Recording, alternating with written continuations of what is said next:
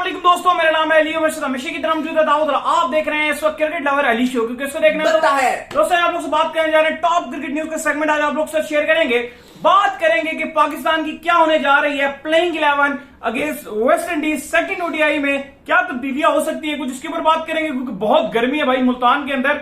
Match के बाद update आ रही है कि खिलाड़ियों को बस बहुत टैट हालात है उनके, वो बताएंगे। बात करेंगे मोहम्मद हसनैन के हवाले से, आज बड़ी खुशखबरी आई है, क्या खुशखबरी है वो आपको बताएंगे। और बात करेंगे मिचेल स्टार्क को लेकर कुछ बुरी खबर आ रही है, वो आप लोग से शेयर करेंगे। और इंग्लैंड के हवाले से कुछ अपडेट आ रही है, वो भी आप लोग को देंगे। अगर आप हमारे चैनल पर नए और पहली दफा आए, चैनल को आदमी सब्सक्राइब करें और साथ के बेल आइकन बजाना भूलिएगा। तो बात का आगाज करते हैं नंबर 1 खबर के साथ, जो हमारे पास आ रही है। जो नंबर 1 खबर आ रही है वो हमारे पास यही खबर निकलकर सामने आ रही है कि कल वो दूसरा मैच जो है पाकिस्तान वर्सेस वेस्ट इंडीज के दरमियान खेला जाना है। पहला मैच जो है पाकिस्तान जीत के अपने नाम कर चुका है। दूसरा मैच जो है पाकिस्तान अगर जीतता है तो सीरीज जो है वो हमारे नाम हो जाएगी। वैसे तो हम बड़े होपफुल है कि पाकिस्तान कल इंशाल्लाह जो है हराएगा, लेकिन भाईजान कुछ तब्दीलियां जो है वो पब्लिक की डिमांड है कि कुछ तब्दीलियां इसके अंदर होनी चाहिए, स्पेशली बॉलर्स में। हाँ देखिए, मौसम की भी अगर आप बात करें तो गर्मी है। इवन अगर आप देखेंगे तो पिंडी में भी बादल आ गए थे। इवन इस्लामाबाद में अगर आप देखेंगे तो काले बादल आए हैं। हल्की हल्की बूंदाबांदी जो है वो शुरू ही हुई थी तो दोबारा ही रुक गई। आई होप के बारिश हो जाए, लेकिन मुल्तान का मैं टेम्परेचर देख रहा था कल जुमे, और जुमे को फ्राइडे को वैसे भी फ्राई वाला मौसम होता है तो बहुत हैवी गर्मी होती है कल। तो कल भी फुल सूरज अपने आबोताब से निकलेगा। तो दूसरा ओडीआई है, पहला खत्म हो गया। पाकिस्तान ने खूब सारे रिकॉर्ड भी बनाए हैं प्लेइंग 11 में। जाहिर है कोई तब्दीलियां खास ज्यादा बनती तो नहीं है, बैटिंग साइड में तो नहीं बनती, लेकिन हाँ जो पेसर्स हैं, हम लगातार ये बात कर रहे हैं कि अपने बॉलर्स को यूज मत करें ऐसे कि वो खत्म हो जाएं।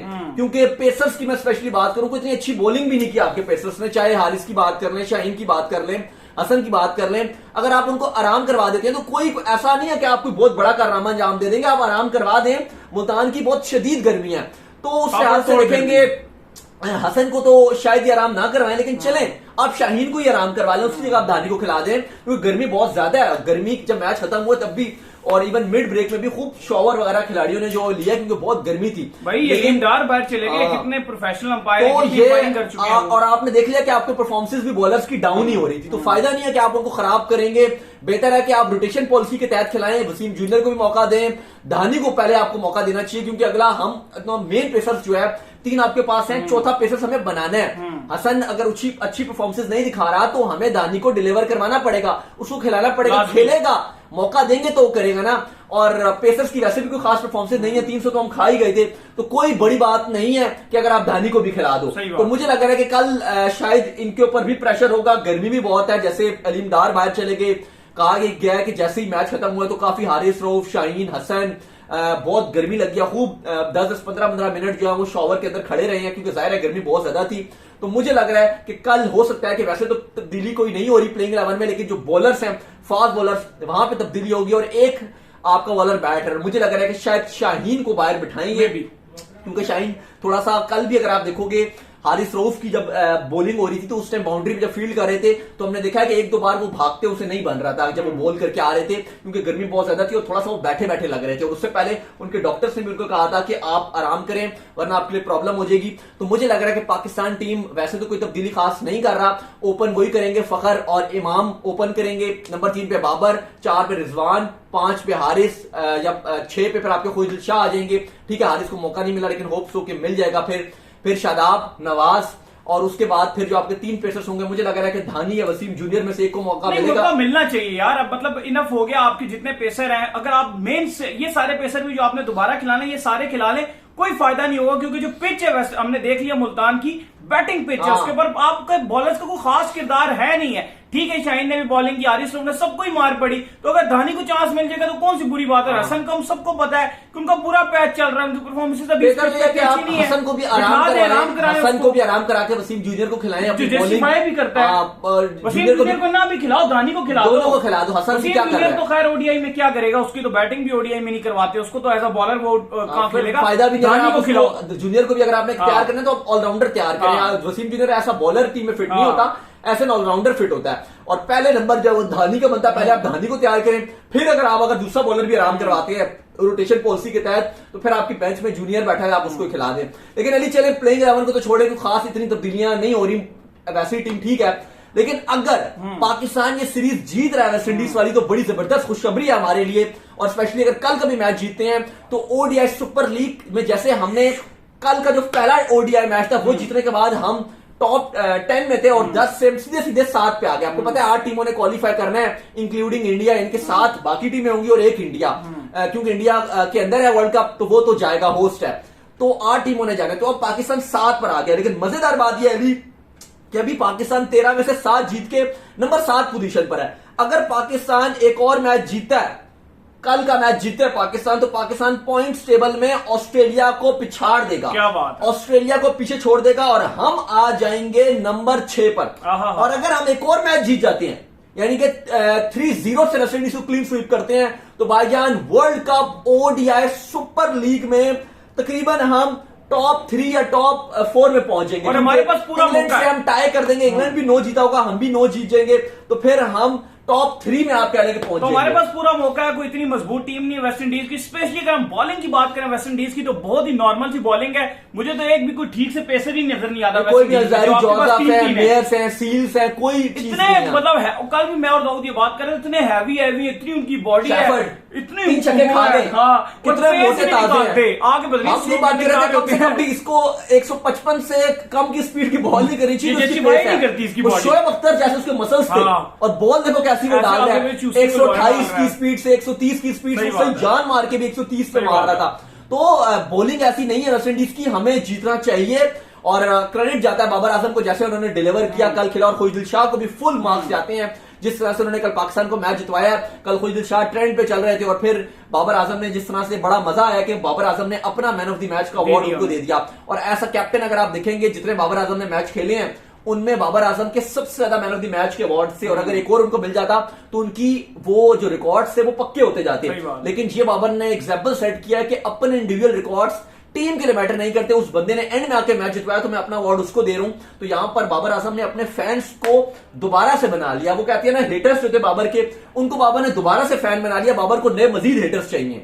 इसके बाद जो अपडेट आ रही है जी, वो आ रही है मोहम्मद हसनैन के हवाले से। तो बड़ी खुशखबरी ये है कि फाइनली मोहम्मद हसनैन का जो एक्शन है वो क्लियर हो चुका है। मोहम्मद हसनैन जो है दोबारा आपको बॉलिंग करते हुए नजर आएंगे इंटरनेशनल क्रिकेट में। हमें बड़ा शौक लगा था यार, इतनी छोटी सी उम्र में जो है इनको एकदम से इनके ऊपर बैन लगा दिया था, जिसके बाद इनका क्रिकेट कैरियर जो है खत्म होने पर आ गया था। लेकिन फाइनली हमने आपको पहले ही बता दिया था कि टेस्ट जो है यहाँ पर लिया गया और उसकी रिपोर्ट जो है ऑस्ट्रेलिया भिजवाएगी। लेकिन जो पाकिस्तान के कोचेज हैं वो बड़ा सेटिस्फाइड है कि यार ये एक्शन क्लियर हो जाएगा। फाइनली हो गया भाई। देखिए मोहम्मद हसनैन जो बॉलिंग डाल रहे थे जब इनका एक्शन रिपोर्ट हुआ था, तो उस टाइम इनकी जो बॉलिंग की जो स्लोअर बाउंसर भी, यॉर्कर भी, गुड लेंथ की भी जो बॉल डाल रहे थे वो तकरीबन 17 तक इनका जो बेंड हो रहा था, 17 से 24 तक बेंड हो रहा था। आपको पता है कि 15 डिग्री तक आपको होना चाहिए, लेकिन इनकी जो बोले हैं वो 17 से 24 डिग्री तक ये बेंड कर रहे थे। लेकिन अब जब उन्होंने अपना एक्शन क्लियर किया, आईसीसी को टेस्ट भी दिया और आईसीसी ने फिर ऑस्ट्रेलिया को वो भिजवा दिया था और ऑस्ट्रेलिया ने अब अनाउंस भी कर दिया कि उनका एक्शन क्लियर हो गया और इंटरनेशनल क्रिकेट के लिए वो अवेलेबल है, बॉलिंग करने के लिए और इवन डोमेस्टिक के लिए भी अवेलेबल है। अब वो 12 से 13 तक खाली उनका जो बेंड हो रहा है, सिर्फ 12 से 13 डिग्री तक बेंड हो रहा है। तो बड़ी अच्छी बात है कि इवन 2-3 का मार्जिन भी आ गया। पहले तो वो इवन 17 से 24 तक कर रहे थे और इवन उनका सस्पेक्ट था।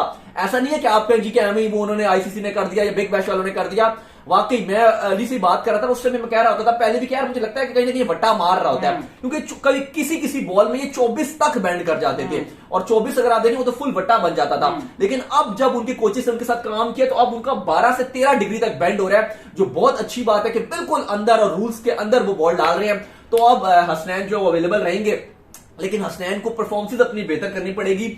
ऑस्ट्रेलिया में बिग बैश में तो बहुत अच्छी उन्होंने बॉलिंग की थी, लेकिन अगर आप इन पाकिस्तान देखेंगे, चाहे आपका नेशनल T20 कप हो, चाहे आपका PSL हो, चाहे आपका इवन नेशनल टीम में भी जब वो हमारी खेलते हैं, वो उनकी performance up to the mark नहीं रहती। उनको बहुत मेहनत की जरूरत है, थोड़ा पेस भी अपना कंसिस्टेंट रखना पड़ेगा, क्योंकि ये नहीं कि एक मैच में आपने 150 मार दिया बाकी अब 140 से काम चला रहे हो, वो भी काम करना पड़ेगा। और लाइन एंड लेंथ में भी हसनैन को करना पड़ेगा क्योंकि कंपटीशन बहुत टफ है। अभी धानी है, नीचे यंग जमान खान आ रहे हैं, बहुत यंगस्टर्स भी जो है वो टीम में है। इसके बाद जो हमारे पास अपडेट आ रही है जी, वो आ रही है मिचेल स्टार्क के हवाले से जो है अपडेट निकल कर सामने आ रही है। और अपडेट ये निकल कर सामने आ रही है, बुरी खबर है जी कि मिचेल स्टार्क भी अब बाहर हो गए हैं भाई। देखिए ऑस्ट्रेलिया और श्रीलंका की सीरीज चल रही है, बड़ी जबरदस्त किस्म की सीरीज चल रही है। वैसे तो हम कहते हैं श्रीलंका में हालात खराब हैं, क्राइसिस चल रहे हैं। कल वहां पे तमाशा यूं कर रहे थे, कोलंबो में मैच हो रहा था और जितना क्राउड उसके अंदर आता था उससे 15,000 लोग ज्यादा ही लग रहे थे, 10 से 15,000। एक सीट पे 2-2 भी बैठे हुए थे। इवन उनकी लड़कियां भी आई हुई थी, लड़के भी आए हुए थे, ओल्डर सीनियर सिटीजन भी आए हुए थे। तो ऐसा तो कहीं लगा ही नहीं कि भाई श्रीलंका में हालात खराब है। न्यूज चैनल्स पे आप देखें या मीडिया में देखें या यूट्यूब पे बाहर की जो खबरें चल रही होती हैं श्रीलंका को लेकर, वो तो इतनी खराब चल रही होती है कि परेशानी होती है। लेकिन पूरे श्रीलंका ने पूरी T20 सीरीज जो वो अपने जोश के साथ एंजॉय कर रहे हैं और बड़ी मजेदार सीरीज हो रही है। कल का बड़ा थ्रिलर था, इवन श्रीलंका मैच में वापस आ गया था, लेकिन उसके बावजूद श्रीलंका मैच जो है वो बचा नहीं सका और एंड में वेड ही खड़े रहे और उन्होंने मैच को जो है वो निकाल दिया। 7 विकेट उनके गिरे थे, 3 विकेट से उन्होंने जीत लिया। लेकिन अब कल भी स्टार्क नहीं खेले थे क्योंकि उनकी कहा जा रहा है कि जो फिंगर है, पता नहीं वहां पर 6 शायद कह रहे हैं स्टिचेस जो है वो आ गए थे, टांगे शाके लगे हैं, उनकी जख्मी हो गई थी उंगली, जिसके बाद वो खेले नहीं थे और जाय रिचर्डसन को खिला लिया था। और अब कहा जा रहा है कि जो ओडीआई सीरीज होगी शायद वो उसमें भी ना खेल सके और अब जाय रिचर्डसन को उनकी रिप्लेसमेंट पे ले लिया जाएगा। ऑलरेडी उनको ऐसा बैकअप प्लेयर ओडीएस में डाल दिया गया। लेकिन स्टार्क होपफुल है कि वो टेस्ट जब शुरू होंगे तो उसके लिए दोबारा से वो फिट हो जाएंगे। लेकिन अभी के लिए वो T20 जो उनका एक रह गया ना उसके लिए अवेलेबल है और ना ही पहले 3 ओडीआईस हैं उनके लिए वो अवेलेबल है। तो ये काफी बुरी खबर है। इसके बाद जो हमारे पास अपडेट आ रही है जी वो आ रही है इंग्लैंड के हवाले से। तो इंग्लैंड और न्यूजीलैंड के दरमियान भी आपको पता है कि पहला टेस्ट मैच बड़ा शानदार किस्म का टेस्ट मैच हुआ, देखने वालों को बड़ा मजा आया। एंड में इंग्लैंड ने जो टेस्ट मैच जीत लिया। अब खेला जाना है भाई इंग्लैंड और न्यूजीलैंड के दरमियान दूसरा टेस्ट मैच। क्या हो रही थी प्लेइंग 11 इंग्लैंड? अच्छा, उसके अलावा काफी लोग जो है वो लेडीज खबरें की बात कर रहे होती हैं। तो जाहिर है कल हमारा मैच था तो हम कोई खबरें शबरें नहीं दे सके तो उनको वो दे देते हैं क्योंकि मिथाली राज इंडिया की कैप्टन, इंडियन वुमेन्स की कैप्टन, 22 साल उनका तवील कैरियर है, बहुत अच्छी खिलाड़ी थी, बहुत रन बनाए हैं, पता नहीं 6 वुमेन्स के वर्ल्ड कप में वो खेल चुकी हैं, मतलब लेजेंड्स है। अगर आप वुमेन की बात करेंगे तो उसमें वो लेजेंड है। उन्होंने कल जो है वो रिटायरमेंट का ऐलान कर दिया था। तो बहुत बड़ी खिलाड़ी हैं। तो हमारी तरफ से और हमारे शो की तरफ से उनको मुबारकबाद हम पेश करते हैं। सही बात है। तो इसके बाद जो अपडेट आ रही है जी इंग्लैंड ने प्लेइंग 11 अपनी अनाउंस कर दी है अगेंस्ट न्यूजीलैंड जो कि खेला जाना है अब उनका दूसरा टेस्ट मैच। क्या प्लेइंग 11 है जी? प्लेइंग 11 की बात की जाए तो जैक क्रॉले और एलेक्स लीस ओपन करेंगे, ऑली पॉप को डाला है, फिर रूट है, बेरिस्टो रहेंगे स्क्वाड के अंदर, बेन स्टोक्स, फोक्स कीपिंग करेंगे। इसके अलावा मैथ्यू पोर्ट्स होंगे, जैक लीच, ब्रॉड और एंडरसन, ये इनकी प्लेइंग 11 उन्होंने अनाउंस कर दिया आज। तो उम्मीद करते हैं कि आज का हमारा शो आपको आया होगा पसंद आया। पसंद वीडियो को लाइक कीजिए, हमारे चैनल को सब्सक्राइब कीजिए, साथ लगे बेल आइकन को बजाइए और एक और काम कीजिए, इंस्टाग्राम फॉलो। बिल्कुल, इंस्टाग्राम में मुझे फॉलो कर लीजिए, वहां पे मैं मौजूद हूं दाऊद क्रिकेट के नेम से। अगर आपको कोई सवाल हो तो भेजिएगा, इनको भी फॉलो कर लीजिए। मैं क्रिकेट लवली ऑफिशियल के नाम से लिंक डिस्क्रिप्शन में जाइए, फॉलो कीजिए। अल्लाह हाफिज़, बाय बाय।